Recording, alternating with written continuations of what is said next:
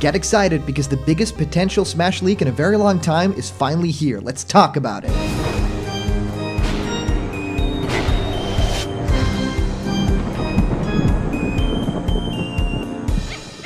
What's happening, my spooky block buddies, and welcome to a brand new episode of Blocked Content's Leak Speak. My name is Callum, and this is going to be your content for today. And I'll have to say this at the top of the video. I want to give a huge shout out to our main man, Billy Bo 10K, for doing a lot of research for this, and I thank you so much for the information that we share in this video, as well as both our Discord for blocked content. The link is in the description for the heads up for this information, and of course Papa Geno's, who has also made a video about this. Thank you guys so much for sending this my way. It's super interesting. It all goes about saying there might be spoilers in this video if the information in here is real.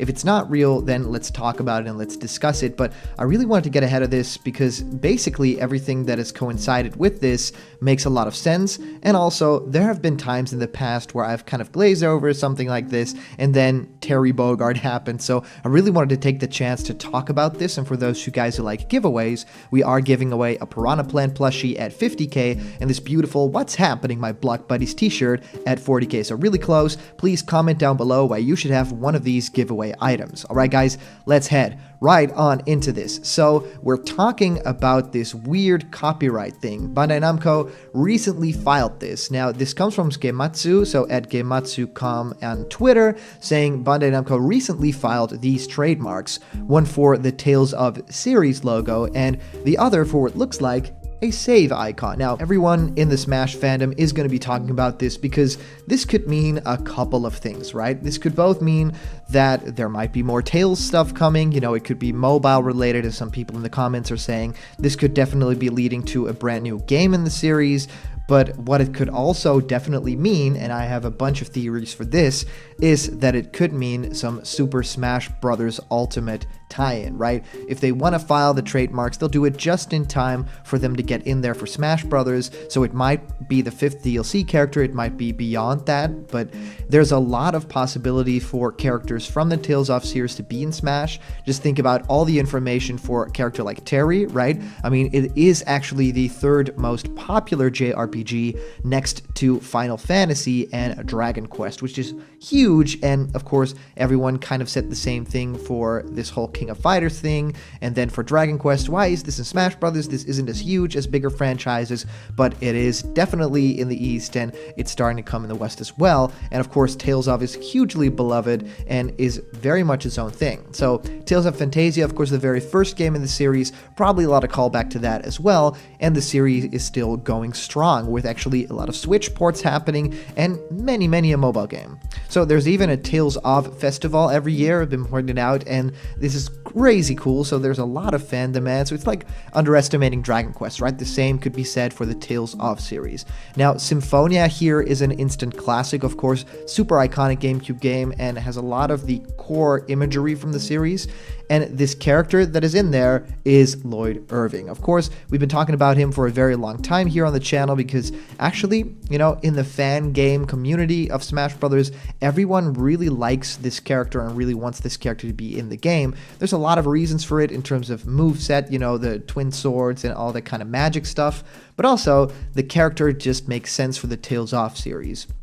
This is the character that basically Tales of chooses to, you know, push to the forefront a bit, like the character was in Tales of Link, Hearts versus Symphonia, Fandom Volume 2, Radiant Mythology, Narkiri Dungeon 3, Radiant Mythology 2, Symphonia Chronicles, Tales of the Heroes, Twin Brave, Tales of Symphonia 2, Dawn of New World, and even in Soul Calibur Legends very recently. So they are definitely open for guest spots for characters, and they clearly pick this character to be the one that the Tales of team wants to represent for the series. So that all makes sense. And if you think about those two icons, well, I could see use for two of the icons very easily, right? The Tales of series could possibly be there because it's the franchise logo, right? And they use this in Smash Brothers in a couple of ways, especially on the stage selection screen, where you can actually see what franchise a certain thing is from. And of course, it wouldn't say Tales of Symphonia or something like that,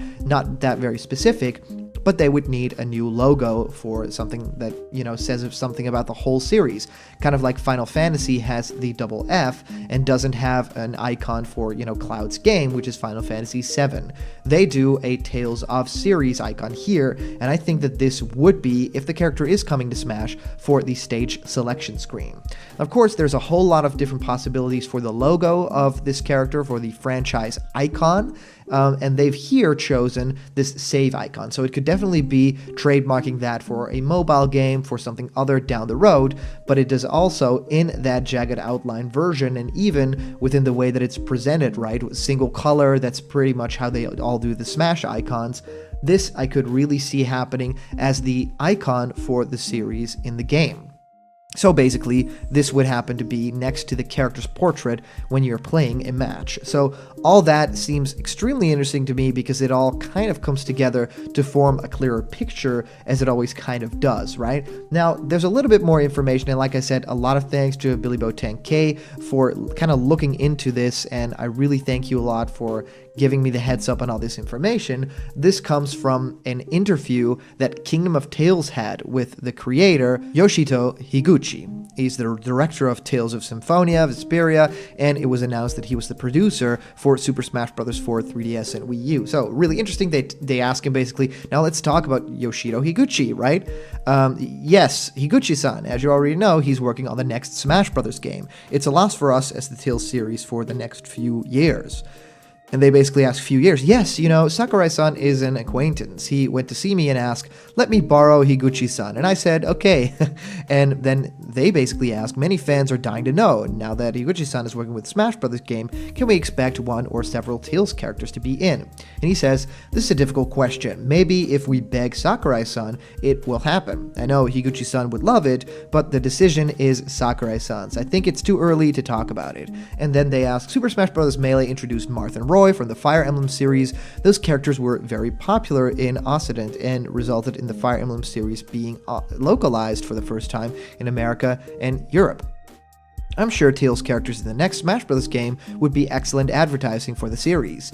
And Yoshida says, yeah, that's true, but we need to keep in mind that a character can only appear in a Smash Bros. Game if he's already appeared on a Nintendo console. This is one of the conditions, and many Tales characters do not fulfill it. Of course, some do, like characters from Tales of Symphonia or Tales of the Abyss. And now, of course, very famously, Sakurai has included characters from a lot of games that are not, or a lot of characters that have not appeared on Nintendo consoles yet, which is incredible, super funny, and that's of course also very rapidly changing now, or characters that are now on different systems that used to be on Nintendo, so all that is extremely funny to me. Now, going on to say, Makoto Yoshizumi seems to be clarifying the same mentality though. Yoshito Higuchi would apparently love to see a character or two included.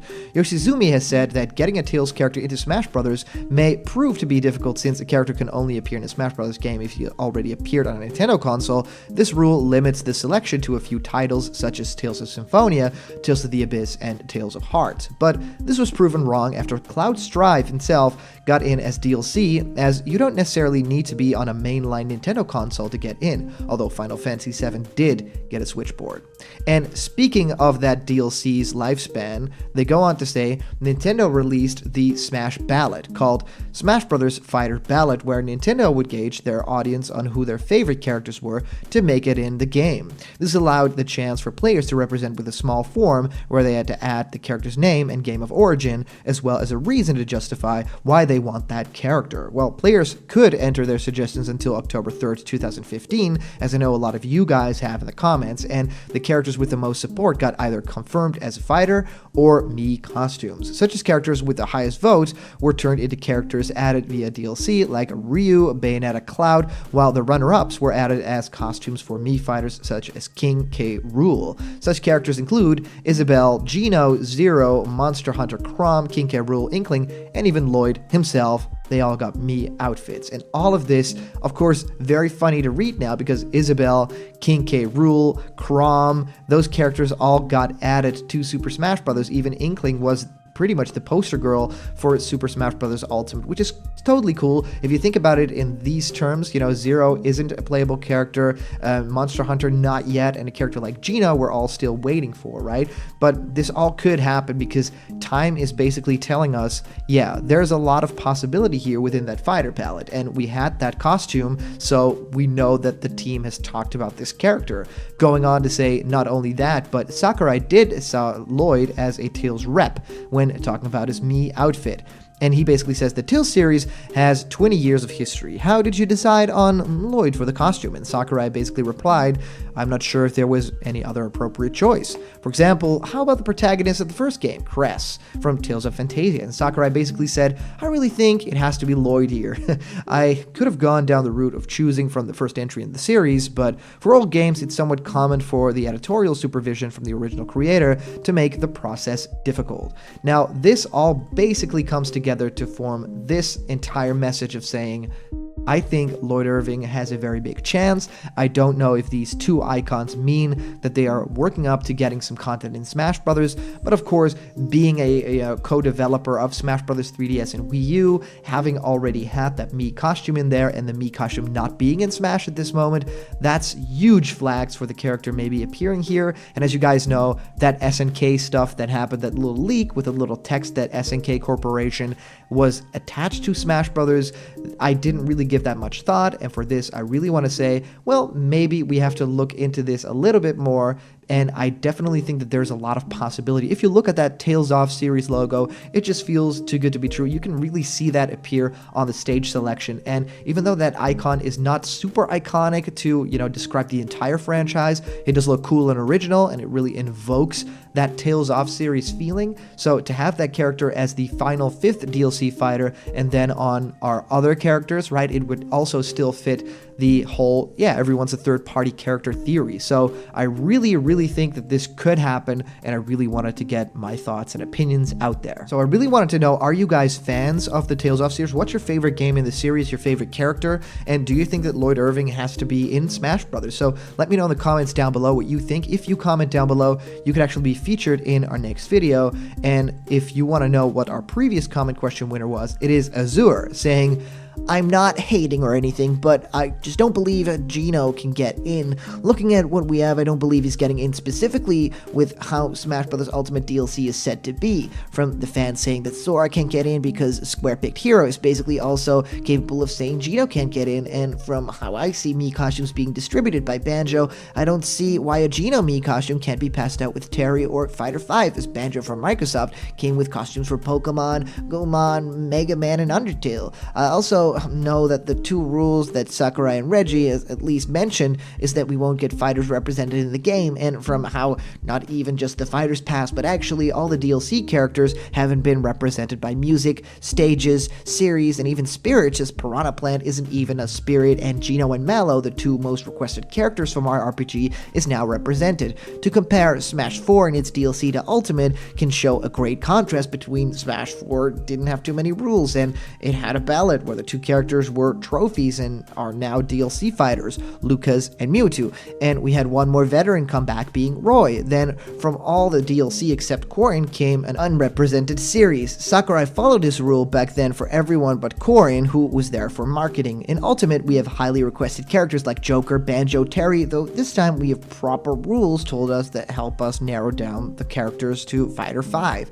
Geno, in my opinion, missed his chance on base roster, or might swing around if we get new rules soon, but I feel like no one is ready to come to the terms that we were told.